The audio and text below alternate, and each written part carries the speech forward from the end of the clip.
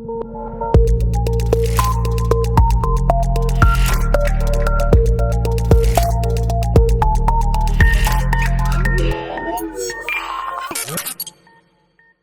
and welcome to another Spectrum Geeks video. My name is Dale. In today's video we're going to be talking about these, how to install, set up and what I think of the Hero Camper reading lights.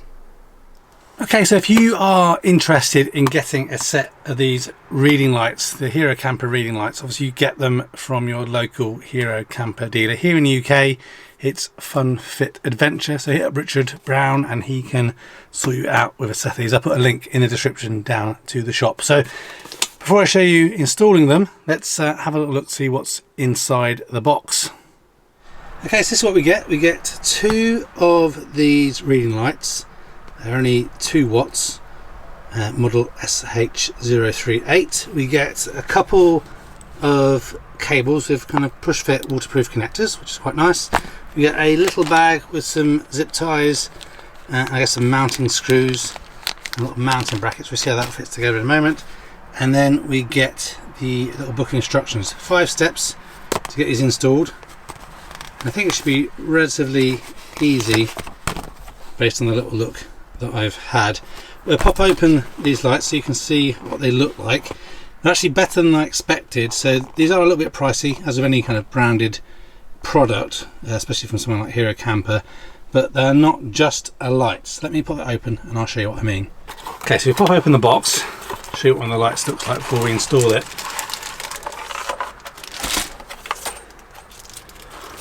A few more little screws inside each box as well. Let's put this to the side for safekeeping. This is the light, and I thought all it was going to be was just a light basically that you mount to the side, obviously to give you a reading light. But it's better. There's more. It has a USB socket on both sides. Now this is really handy because me personally, what I've often been frustrated about in the Hero Camper, that is on the one side where you have the main control module and the light switches, there's no USB power over there whatsoever. But on the other side you have 2 USB outlets and the socket, the power socket if you're on grid.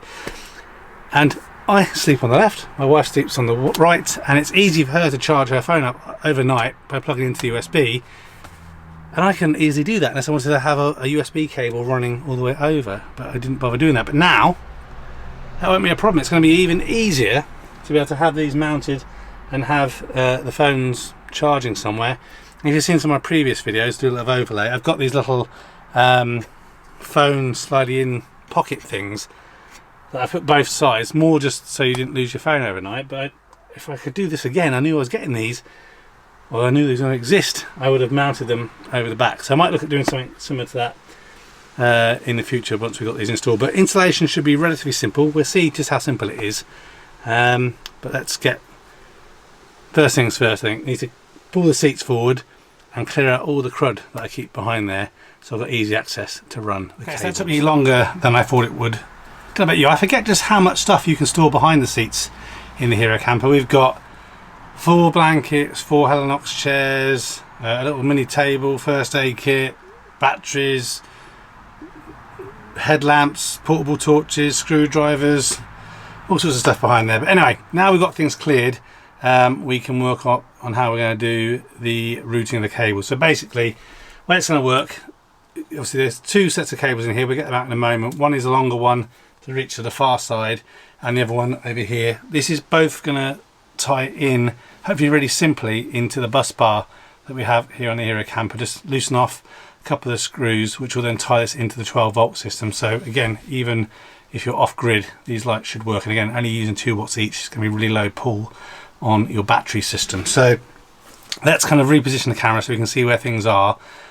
Before I drill any holes or anything, I'm going to get the wiring connected up and then test that the lights and everything work, because the last thing I want to do is screw holes and need to find it doesn't work properly.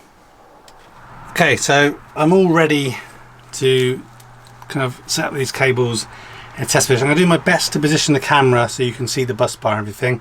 Obviously lighting may not be best because I need to turn the lighting off before commencing any work, and obviously as with any DIY or project works involving electrical stuff, I'm not responsible. If you don't feel competent to mess with electrics, you should get someone who is. But again, this should be relatively straightforward. So let's turn the power off and then get to the bus bar and connect these 2 wires in. Actually, it's 4 wires, isn't it? Okay, so this is the bus bar down here, and basically all these terminals are connected. There's a little plastic cover over the top to stop you sticking your fingers and other things in there, but if you just grab it at the top, you'll see it just kind of pops out, and it's also got all the different numbers on. So assuming this is in the right way, number 1 is at the bottom all the way up to number 15. So mine, yeah, has got something in from number 1 all the way up to the top. So if memory serves me correctly, I'm going to double check the instructions. The black wires go into 8 or 9 on the left side of the terminal, and the red positive goes into 1 or 2 on the other side. So let's just get my cables sorted out, and then we can see about getting those undone and trying to squeeze them in with all the other wires. Okay, so I'm going to get both of these red wires, put them together like this so the spade connectors are quite close together, and then put that into connector number 1, and I'll show you that when it's done. Okay, so that's both of those in on the right hand side of terminal 1. You have got to loosen it off quite a bit to get it in there. Obviously that one was empty, so where we have the upper ones obviously already occupied, I think we might have to use 2 of them to get in there. But I don't know if you can notice that the lower ones are all red, but then the top ones are the black ones on the bus bar. Okay, so that's the black ones into the other side, number 8. I did check over here, that is left on the, well, on the other side is a black cable anyway, so it should be good. Now let's do a test and see if they work. Okay, so the power's back on. Nothing went pop. So this obviously is one I like to got out earlier. This is the connector. So this is the connector that's wired up that's furthest away, so the longest one. So this will just connect in just by pushing those 2 together. And my understanding is it's this little silvery bit that you press to activate the light. So fingers crossed. It works. I didn't know they lit up red. Press it again. Oh, it's a nice bright white reading light. Press again and it goes off. So that one is working absolutely fine. Let's just try the other cable, which is hard for you guys to see down there, but we're up there. Let me just bring it up so we can see. Red and bright as well. I'm not sure if I've got a power cable around here somewhere.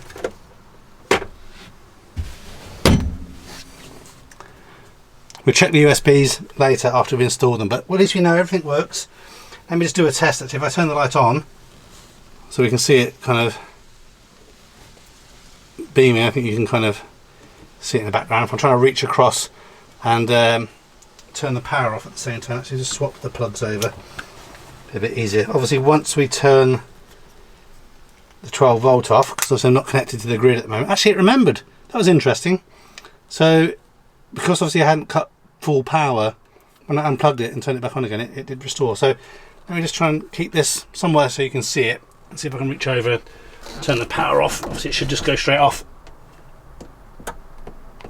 and back on again. That's cool, so it remembers the state that it was in as well. So let's get the lights back on and then look at how we're going to run the cabling and mount them. I think I'll mount them to the wall first so I can get the positioning as I would like, and screw them in, then we can kind of secure and make sure the cables are all safe afterwards. Okay, so in terms of mounting, we're going to use the 2 screws that come in the bag in the box, not the screws that came in the large Ziploc bag with the cable ties and everything. That's to kind of secure the cables. So to get access to screw this on, basically this, you can see here, there's 2 very small screw holes at the back, Again, you don't need to drill anything. I guess it's just going to be somewhat self-tapping, these screws. Actually, they're not self-tapping, but they are sharp. They should go through well enough. So to get access to this, it's just a gentle turn clockwise, and then it pulls off. So very kind of simple design. And then again, to get it back on, we just position those two holes, turn it anti-clockwise, and then it's back on again. So off. Get one of these screws just to show you. I think it's going to be fiddly because of the small screw heads on them. I mean, look how small those screw heads are. I'm sure that's going to load. Too busy concentrating on my eyes. But yeah, I see that they're longish to go all the way through. So put through on the one side. That's how much it's going to protrude into the wall of the Hero. So I'm going to kind of position where I think I want them. Obviously, because they're long, my goal will be to have most of this bit and all the cabling well hidden behind the backrest, and then where the kind of sides kind of taper in a little bit, just have it kind of protruding out of there. And obviously you've got quite a lot of positioning you can do with it, and then try and work out how I replicate exactly the same position on the other side. But let me try and move the camera a bit so you can see what I'm doing. Okay, I think it's actually quite hard to get a good angle. So I've temporarily disconnected it from the power, which I will reconnect it again in a moment actually. So it's a PH2 head for this, so basically a Phillips, but just do some settings, so you have to push quite tightly on it. I've got an old ring doorbell screwdriver, which is really handy for this kind of thing. I will just quickly pop that other screw out so I don't lose them all. And there shouldn't be any interference, but always with electrics I like to just double check there's no electrical interference in the location you're planning to put something. So again, we plan to have it over here somewhere, and it's still working, so this should be absolutely fine. So I'll get this positioned where I want it, and then what I'll do, I need to keep in mind that obviously it's got two USB ports either side, so I want to be able to access both of those. Not because I plan on using them, but you never know what the future might hold. You want to charge two things up there. It's only 1 amp, but we'll see. So I'll get it positioned where I want it, then I'll kind of bring you in closer to see where I've mounted it.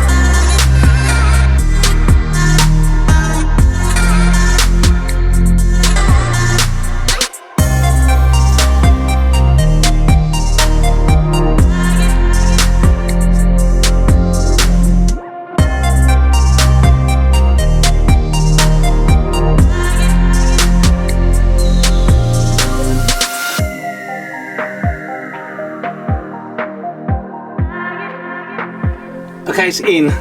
This is not a hard job, but it is a fiddly job. So Hero campers say you don't need anything more than the screwdriver. I semi-disagree. I think if I had more tools with me, I would have drilled a very small pilot hole to enable that to go in, because they're not self-tapping screws, and so you've got to apply a lot of force to get them in. Luckily, here in the camper, I have this little 4-volt Ryobi screwdriver. I was able to use that and enough pressure to get the hole to drill in there. But let me just show you kind of how things are a little bit closer. Get the other one connected up the same way, and then we'll look at how we route the cables. Okay, so you can see where the screws are. Just going to put this bracket back on, or the cover back on even. Line up those holes and then turn it anti-clockwise. That's all on. So I have access to the one USB port here. The other USB port is accessible just around there, and then obviously these cables we can go round down the back in a moment. So that's kind of how where it looks in terms of installation wise. Obviously then when the seat back is there, it's kind of hidden behind here, and I can position and move it wherever I want. So now let's try and replicate that over here. I won't film that because it's basically the same, and then we'll look at how we're going to run the cables neatly so they don't get kind of snagged when you're storing stuff behind there. Oh, it's hot in the camper. So it's done. I forgot that I had I think it's a DC charger right there. So obviously compared to the other side, a little bit more obstruction over here, but I think it's roughly in the same place. I think ideally this would have been down a little bit lower, and I probably should have done this side first before doing over there, but let's just do one more test to make sure that they're working. I'll grab the phone charger as well, make sure those USB sockets are working as well, and we can kind of finish up by securing the power cables to the back behind the seat area. Okay, so I've just plugged the USB charger lead in. One thing I didn't notice earlier until just now is even though there's two USB ports on there, which I thought was a little bit odd. One of them is a 1 amp 5 volts and the other one is 2 amp 5 volts. So actually on this one I positioned here on the left hand side of the camper as I'm sat in it. The 1 amp connector is at the front, and the 2 amp connector is at the rear, which makes it a little bit more difficult to get access to, but you can just leave a charging cable connected up all the time to that. And on the other side, obviously it's kind of reversed, so the 2 amp is at the front and the 1 amp is at the rear. So that's good to know. Obviously I've got the light off at the moment, it is powered up, so again we could turn it on and off, but just to prove that you don't need to have the light on for the charger to work. So I'll just turn my phone off so you can't see it lit up, and obviously when I plug it in, it's starting to charge. So that's working really, really well. So the last thing to do is just to get the cables clamped into place, which is going to be, again, awkward clambering over these seats, but let's get it done and we can finish off the install and let you know my final thoughts. Okay, so the way that you fix these cables down in the camper is you have, it's about 6 of these little plastic clips, just like this, with a hole in. You can see there's little holes either side. So again, we have to have fun with the screwdriver. But again, PH2 head on it. So we basically get these clips, screw them into the camper. It's going to have to go into the kind of fiberglassy shell as opposed to the metal. And then what you do is you put a cable tie through those 2 ends and then up to then secure the cable in place so it doesn't go anywhere. So I won't film me trying to screw those in because it's going to be awkward to hold the camera and get everything around there, but I'll show you what it looks like when I finish so you can see when you do it yourself. Okay, so all the cable kind of securing points are in now. Just did 2 on there, and then I've routed the main longer cable underneath where the battery is stored, or mounted I should say, and then a few more clips up there, but nothing up the wall to start it connecting right there. Okay, so that's it. Both lights are installed, and what do I think? I think a couple of things. The lights are actually much better than I thought they would be. I didn't realise that they had both the white light and then the red light, which is great for obviously not ruining your eyesight and stuff at night time. So I think just if you need to get up for a wee in the middle of the night, it'd be quite handy if you had to turn that red light on. It's a shame perhaps you can't double tap. Well, you can, just if you double tap really quickly you can turn it off again without getting too bright and waking everyone up, but they work really well. It's really great that there is the USB sockets on there as well, so you have the ability to do charging as well, which I wasn't aware of. And the thing that I like the most about it is if we compare what it looks like. So I know on the newer Hero campers you've got different coloured LEDs and you can adjust the brightness a little bit more, but this is actually on the dimmest setting of the lights in here.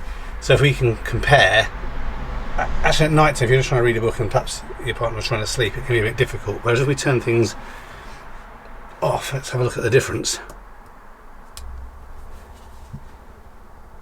how subtle is that? You could definitely do kind of some form of reading or have a little look. Without have some ambient light, like I say, if you need to get to the bathroom. And then even then, with this light, it's much more focused on what you're doing, and you can adjust it more. So again, the person next to you could be sleeping without any disruption. So I think it's a worthwhile addition. Like I said, not cheap, but again, if you're investing in your hero camper, you've already spent a good amount of money on it anyway. So look, these little accessories just help to tweak things out a little bit more. If you've enjoyed this video, please consider subscribing if you haven't done already. Press the subscribe button down below, and please give it a like if you have done. Any questions or comments you have, leave them down in the comment section. I will read them and get back to you. But until next video, thank you very much for watching. Hope to see you on the next one. Till next time, goodbye for now.